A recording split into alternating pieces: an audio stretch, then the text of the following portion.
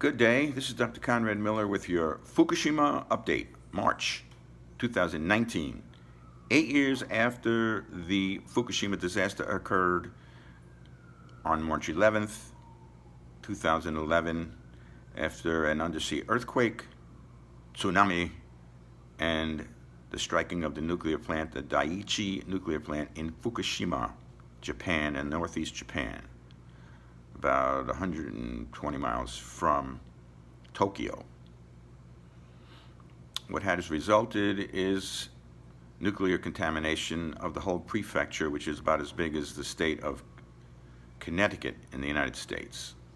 And this contamination essentially will last forever, as what happens with nuclear power and nuclear fission, breaking down of uranium.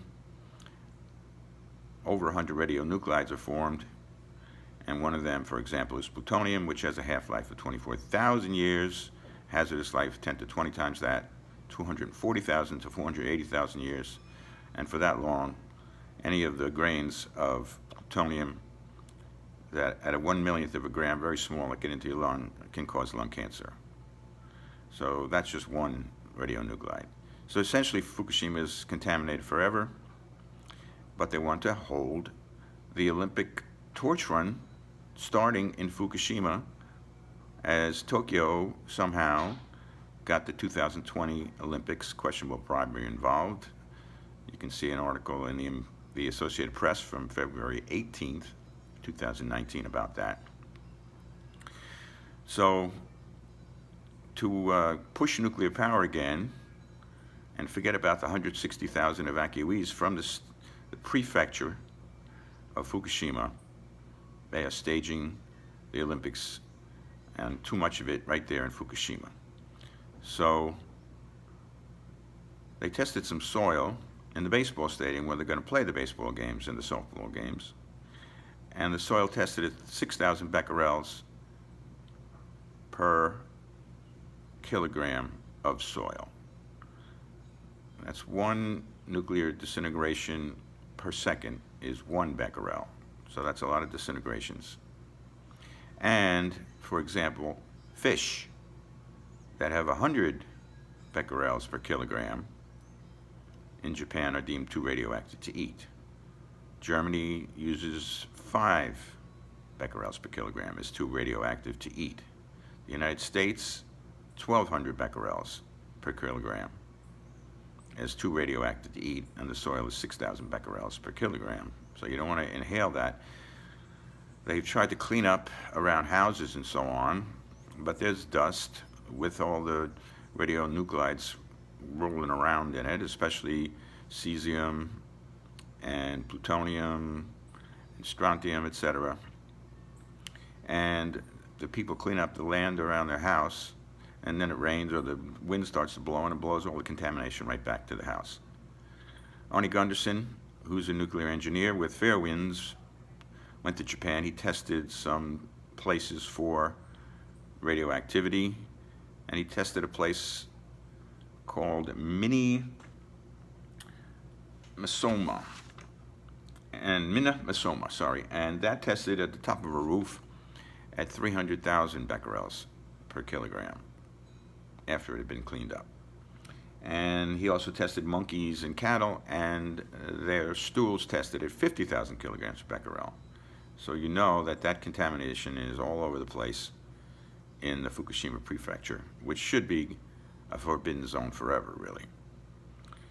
But they want to have the Olympics there, so that will distract from the cleanup that should be going on, and the money spent on that instead of $25 billion for the Olympics, which they hope will restore hope to Japan, but false hope. They also say that they will totally clean up and decommission the reactors that are still leaking today in 40 years, but that's a lie, because you can see that the plutonium has a half-life of 24,000 years and the hazardous life of 240,000 to 480,000 years. And cesium, which is the one they detect with the Geiger counters, that has a half-life of 30 years and a hazardous life of 300 to 600 years. That gets into your muscles and other organs. And strontium gets into your bone marrow and causes leukemia, especially in kids. And that's also there with a half-life the same as cesium, approximately 30 years and 300 to 600 years with hazardous life. So they wanted to give back. There's evacuees actually that existed initially in the Fukushima Prefecture that had to evacuate, and now they want them to all come back, as many as possible. Most of them, of course, don't want to come back unless they want to come there and they live there all their lives and want to die there. So they're trying to get people to come back, but only 3% of the students have come back to go to school there. Now, meanwhile, after all the radioactive disasters that occurred, they still can't find the cores in reactors 1 through 3 that melted down and are in contact with the groundwater and leaking out into the Pacific Ocean at the level of somewhere between 83 and 400 tons per day of radioactive water. They have these gigantic tanks that just about filled up the whole space of the reactor property that are still contaminated with tritium, which really you can never get rid of, and that has a half-life of 12.3 years, hazardous life 123 to 246 years. So you get that one when you shower or you wash yourself or you drink water. Of course, that gets into all your cells. It gets sort of taken in as water in your body, and that will do the same things that all radioactive elements, radionuclides, do. They emit alpha, beta, or gamma rays that strike your DNA and cause breakage, mutations, and cancer. So we have to be aware of those kind of things. Now, as far as the overall story of what's going on in Japan and Fukushima, as far as the doctors go in Japan, they're still being treated in a censorship way. They can't report anything caused by radiation. TEPCO, the company that owns and operates most of the electrical power in Japan, and especially the Fukushima Daiichi nuclear plant, has made the word meltdown taboo. You can't say that in any of their communications. And like I said, they want to restart nuclear power in Japan. Remember that Hillary Clinton went to Japan in 2011 and made some kind of deal with the Japanese that we will not test or inspect Japanese imported goods for radioactivity. And I think that's still going on, according to the sources that I've been checking. In the newspapers, you're not allowed to talk about it, or you may end up in jail. So self-censorship rules there. And the land, by the way, that they're testing all over Japan, if it tests at, the soil tests at 2,800 becquerels per kilogram, that is high enough to allow relocation based on the rules used in Chernobyl, the 1986 nuclear disaster, which used to be the worst man-made, man-caused industrial accident ever, but now is superseded by this catastrophe, the Fukushima catastrophe, as the worst industrial disaster ever. The government in Japan wants to remove 80% of the radiation monitors as soon as possible, especially before the Olympics. So they don't want to look bad.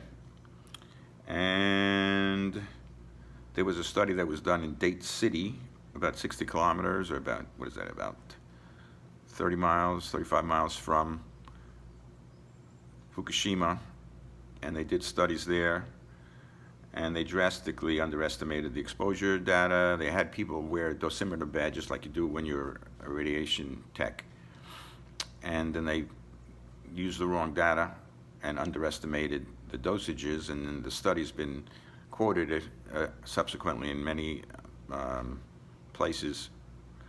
And then they destroyed all the data. They were supposed to do a third study, but they didn't have the data, they said, even though they destroyed it. Hayano and Miyazaki were the names of the people who did that. There's a town called Namie, but you spell it Namie, and that was evacuated until March of 2017 when they asked people to come back, but people don't really want to come back. And Arnie Gunderson went there, and he tested what was going on in a parking lot. And he found that the counter that measured the radiation there measured 5.2 microsieverts, which equals 4,555 millirems per year. Normal background radiation is 100 millirems per year at sea level. So you don't want to live there. So maybe 900 people came back out of 20,000. They have property there. Some people want to die there. You know how that is. So 4,555 millirems in a parking lot is not very good. They found similar levels even in Tokyo, and there was a woman who was testing her apartment building, and she was testing her millirem levels there, and they were testing at 125 millirems exposure per hour. Now 500 rems will kill you. Usually you'll die within 2 weeks of radiation sickness, where you'll bleed from all your orifices and your immune system implodes. So 500 rems is equal to 500,000 millirems. So that's your cancer-causing dose. Rather, that is your radiation sickness-causing dose and fatal dose. So at 100 millirems, that's considered normal. 200 millirems in Colorado, because it's a little bit higher up, more exposed to cosmic rays and so on.